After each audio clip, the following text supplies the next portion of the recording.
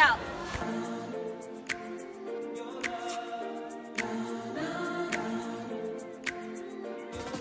Mengidentifikasi teks editorial.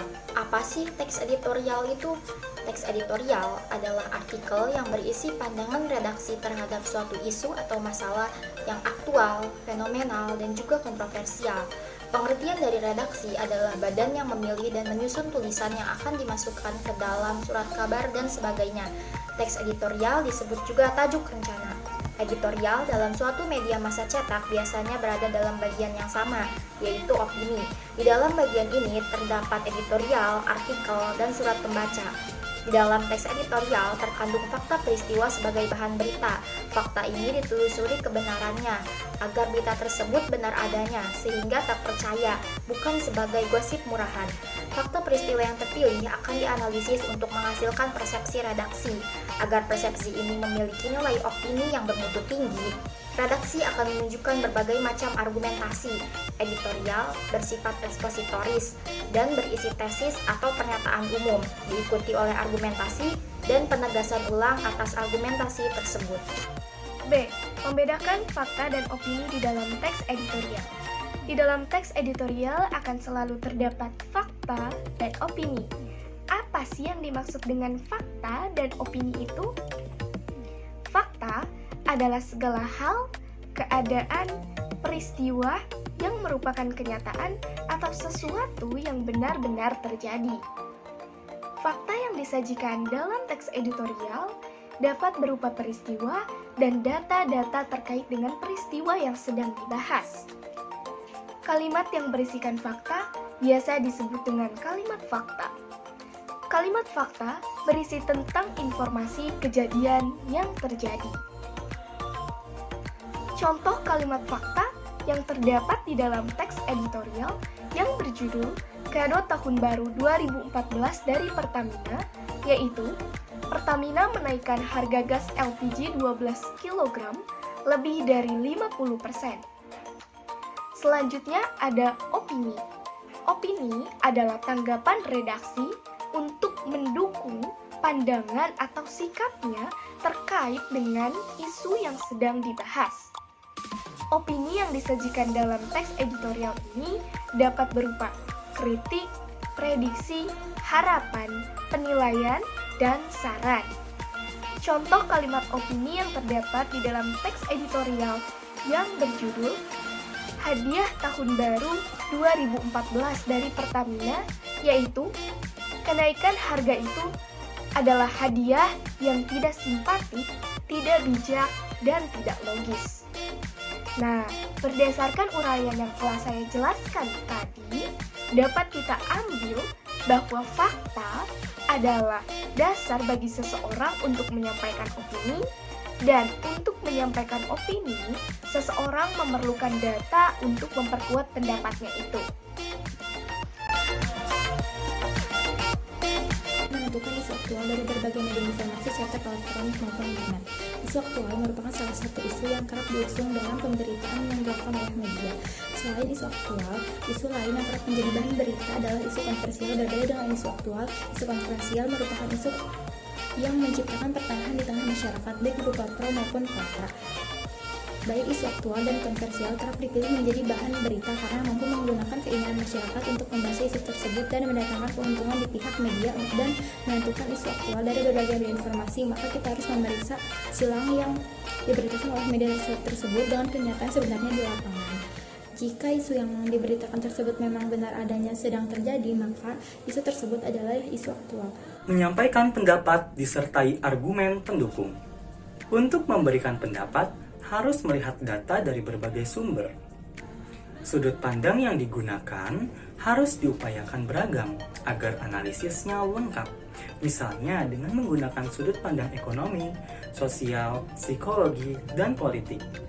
Berdasarkan sudut pandang tersebut, dapat dikemukakan kelebihan dan kekurangan.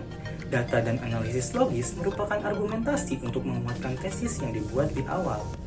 Kemudian, harus mampu memberikan simpulan dan saran sebagai bagian dari penegasan atas tesis dan argumentasi.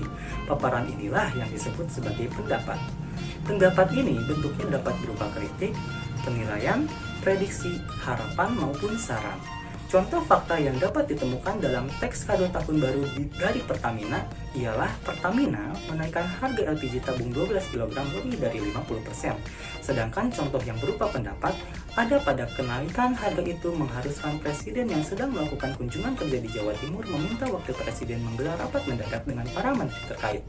Berdasarkan data fakta dan pendapat tersebut, redaksi menyampaikan saran agar pemerintah lebih baik menggunakan sebagian keuntungan penambangan gas dan minyak bumi untuk membantu menutupi kerugian Pertamina, bukan dengan menaikkan harga LPG.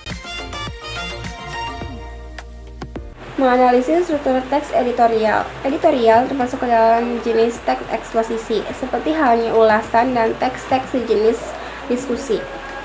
Dengan demikian, struktur umum dari teks editorial meliputi pengenalan isu, argumentasi, dan penegasan. Pengenalan isu merupakan bagian pendahuluan teks editorial. Fungsinya mengenalkan isu atau permasalahan yang akan dibahas dalam bagian berikutnya.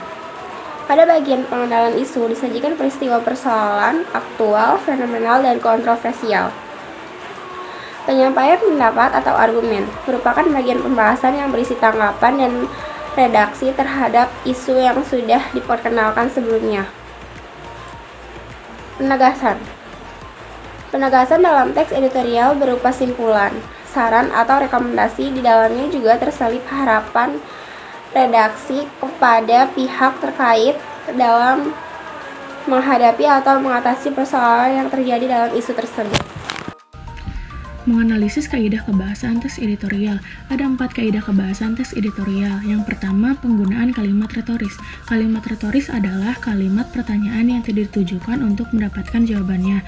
Contohnya, benarkah pemerintah tidak tahu atau tidak diberitahu mengenai rencana Pertamina untuk menaikkan harga LPG? Yang kedua, menggunakan kata-kata populer sehingga mudah bagi halayak untuk mencernanya. Contohnya, terkaget-kaget, pencitraan, dan menerangi. Yang ketiga, menggunakan kata ganti petunjuk yang merujuk pada waktu tempat peristiwa atau hal lainnya yang menjadi fokus ulasan. Contohnya, sungguh kenaikan harga itu merupakan kado yang tidak simpatik, tidak bijak, dan tidak logis. Yang terakhir, penggunaan konjungsi kausalitas seperti sebab, karena, oleh sebab itu. Contohnya, masyarakat sebagai konsumen menjadi terkaget-kaget karena kenaikan tanpa didahului sosialisasi. Menyusun argumen atau pendapat terhadap isu aktual. Dalam menyusun suatu argumen, menentukan isu aktual menjadi langkah pertama dalam menyusun teks editorial. Isu aktual yaitu persoalan atau peristiwa aktual, fenomenal, dan kontroversial yang sedang berkembang di masyarakat. Berita yang kontroversial biasanya sering mengundang perbedaan pendapat. Perbedaan pendapat inilah yang dapat menimbulkan polemik atau perdebatan yang ditandai dengan munculnya opini, diskusi, atau konferensi. Nah, berdasarkan hasil pengamatan tersebut, penulis bisa menentukan isu aktual sebagai permasalahan yang akan ditulis dalam teks editorial. Lalu, langkah selanjutnya dalam menyusun argumen, penulis harus mempunyai data yang cukup berkaitan dengan isu tersebut. Untuk mendapatkan data, penulis bisa melakukan berbagai macam strategi, contohnya seperti wawancara dengan tokoh kompeten atau mengecek dari berbagai macam sumber. Nah, argumentasi yang ditulis tersebut bisa berisi penilaian, kritik, prediksi, harapan, dan juga saran. Menyusun saran terhadap isu aktual. Saran pada dasarnya merupakan salah satu bentuk penegasan terhadap tesis dan argumen. Namun, saran dapat disajikan berbeda-beda meskipun isu aktual yang ditanggapi satu. Saran selalu dikaitkan dengan pihak penerima saran. Dalam menyampaikan saran, kamu harus mempertimbangkan kepentingan si penerima saran, posisi pemberi dan penerima saran terkait isu yang dibahas, serta dampak atau efek dibahas. Serta dampak atau efek bila saran tersebut dilakukan saran yang baik setidaknya memenuhi dua syarat. A. Benar-benar bisa menjadi solusi yang penerima saran untuk memecahkan masalahnya, dan B. Praktis dapat praktikan.